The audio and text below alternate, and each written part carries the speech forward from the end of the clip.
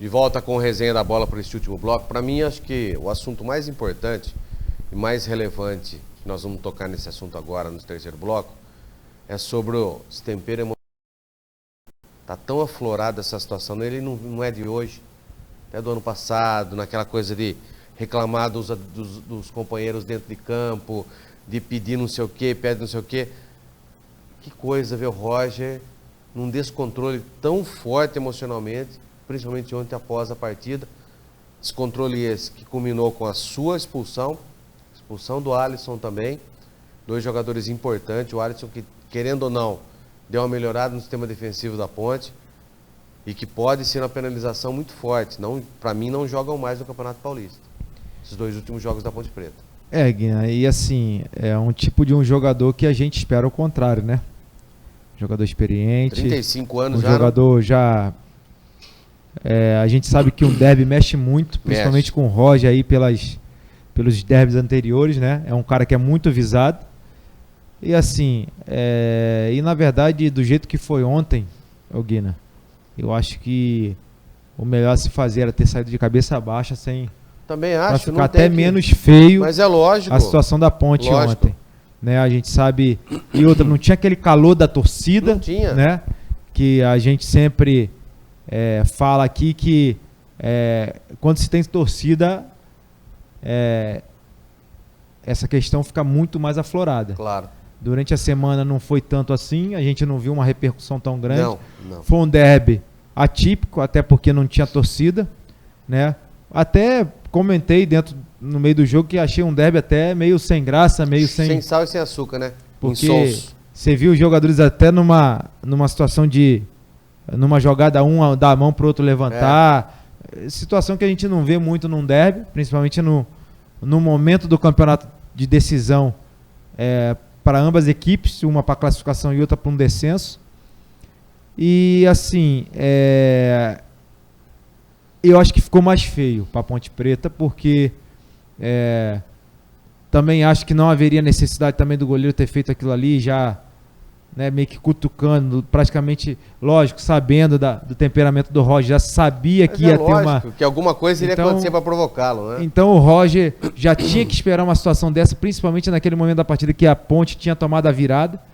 Então assim, já se aproveita a situação para se mexer mesmo nesse sentido. E fazendo com que o Roger fosse expulso no final. O Alisson também, que, como você frisou bem, deu uma acertadinha ali na defesa da Ponte. Era um jogador que vinha se firmando ali como titular. E fazendo com que o Roger se descontrolasse totalmente ali após a partida. E se criando uma situação. Tanto que você vê que teve aquele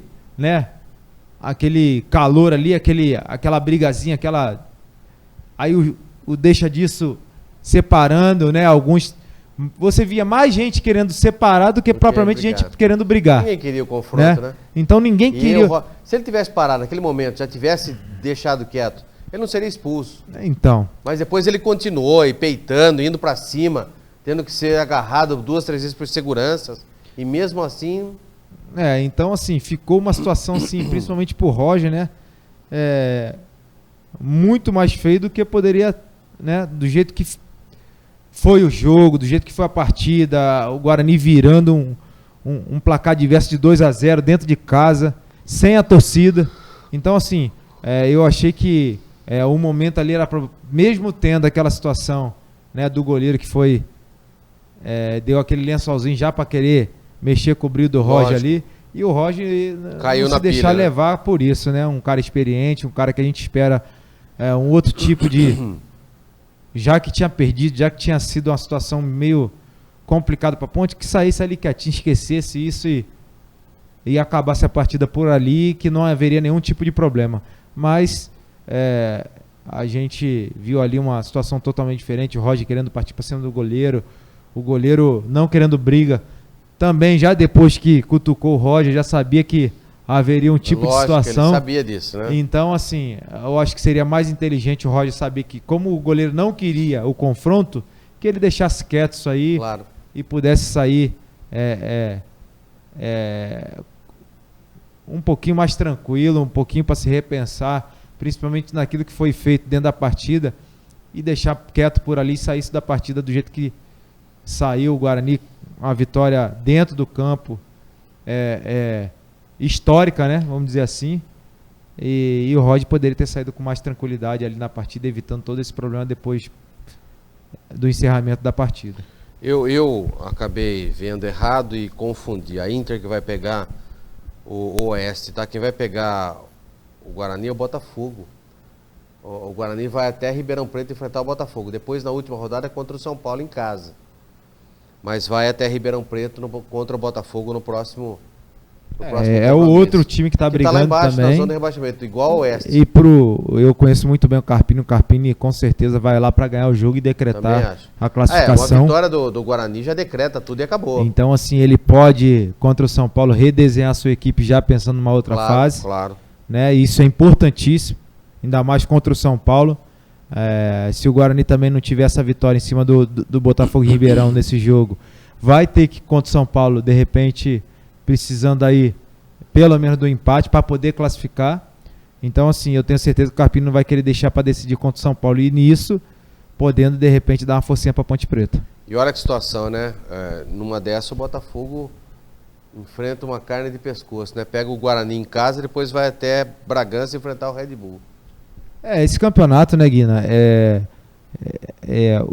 As equipes que estavam mal no jogos começo... contra os dois da mesma chave que estão disputando a primeira e segunda colocação, que é Guarani e Red Bull.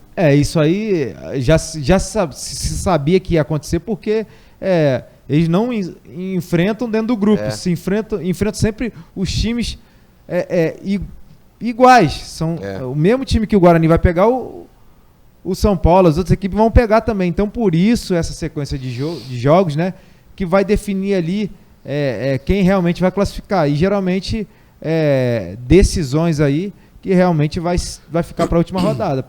Até esse jogo do Guarani contra o São Paulo em casa, e se o Guarani passar em primeiro, a situação do Guarani jogar em casa está ameaçado também, devido aos confrontos da polícia com torcedores na hora do intervalo fora do estádio.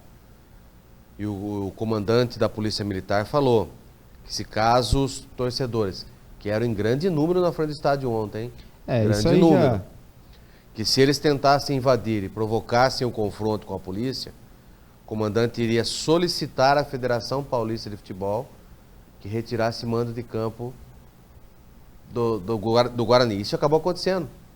Já no intervalo, né, Guilherme? A polícia teve que intervir, usando bombas de gás lacrimogêneo, usando bombas de efeito moral. Houve confronto de torcedor com a polícia. Eles tentaram invadir o Brinco de Ouro. Então, não só a Ponte vai perder jogadores para os 2 próximos jogos finais, como acho que o Guarani deva perder mando de jogo. Aí é o que a gente fala, né, Guina? A torcida prejudicando a sua própria equipe. Que coisa, rapaz. Então, aí depois os torcedores querem cobrar o quê? Nada. Né? Então, assim, porque aí, beleza, o Guarani estava perdendo de 2-0 até o intervalo e virou para 3-2. E aí, o seu torcedor? Que achou que de repente já estaria com o jogo perdido. Por isso, quis invadir. Então, assim, é o que a gente fala, né, Guina?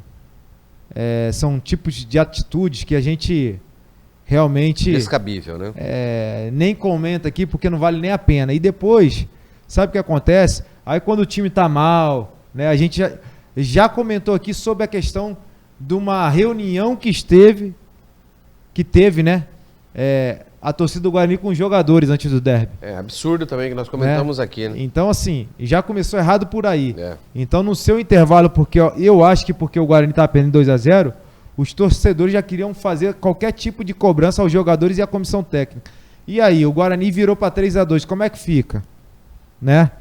Então, assim, torcedor de verdade não faz tipo de coisa, Guina. Lógico que não. Prejudicando sua equipe agora numa fase final, de repente, de decidir em casa, não poder decidir em casa.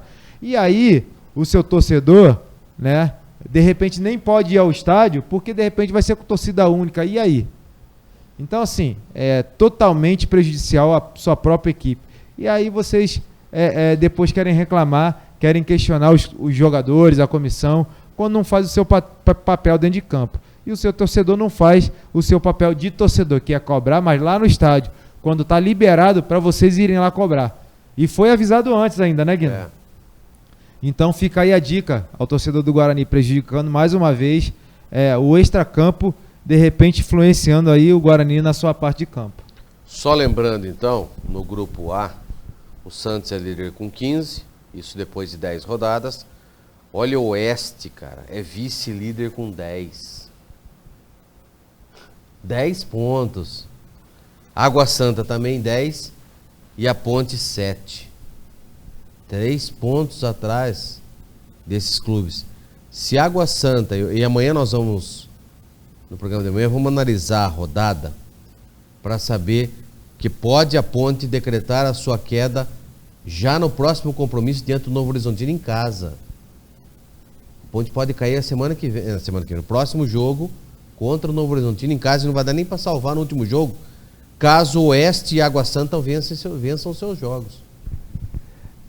E como eu falei aqui no início do programa, Guina, já é uma situação anunciada, e vou te falar mais, não é de agora. Não, tá? Não é de agora.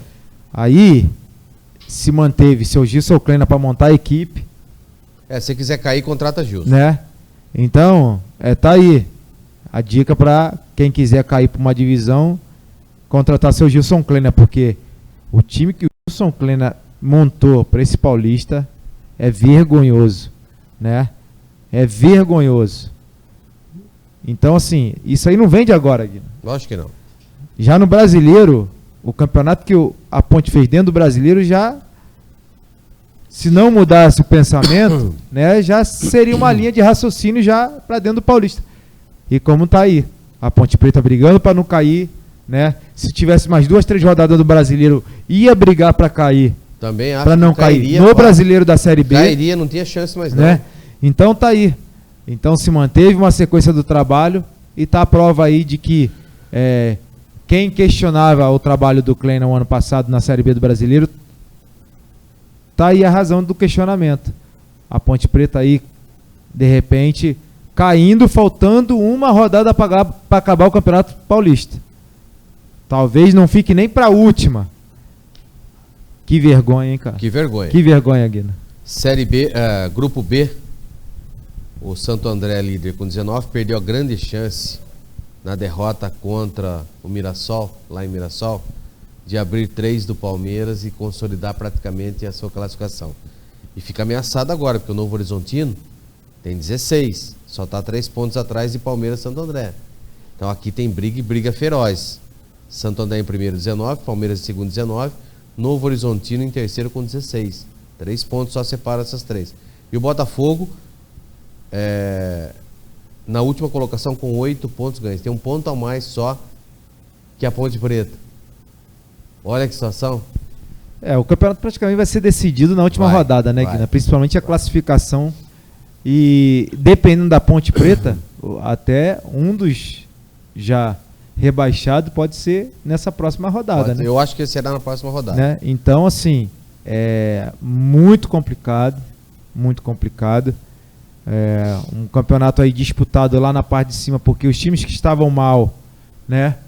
E os times grandes que, de repente, da metade para o final, iriam deslanchar, né? Como é de costume, não deslancharam.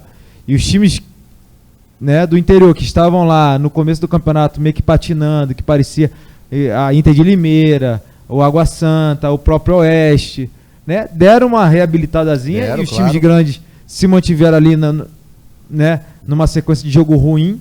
O Corinthians, o Palmeiras, o Santos. Então manteve esse campeonato muito equilibrado, muito parelho.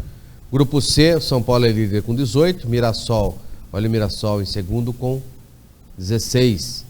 Aí vem a Inter de Limeira com 11 e depois Ituano com 10. Lembrando que na próxima rodada a Inter pega o Oeste, que só tem 8. Se a Inter vencer, vai a 14, fica 2 do Mirassol para a última rodada. Então, Mirassol... O Oeste tem 8 ou tem 10, o Oeste? O Oeste tem 8. O Oeste tem 8 também? Tem um ponto a mais que a Ponte tem 7. O Botafogo tem um ponto a mais do que a Ponte. Isso. O Oeste acho que foi para 10, se eu não me engano, porque é vice-líder. O Oeste foi para 10, verdade. O Oeste é vice-líder. É complicada a situação. E por último, o grupo D, esse para mim, praticamente quase que definido, até pela distância.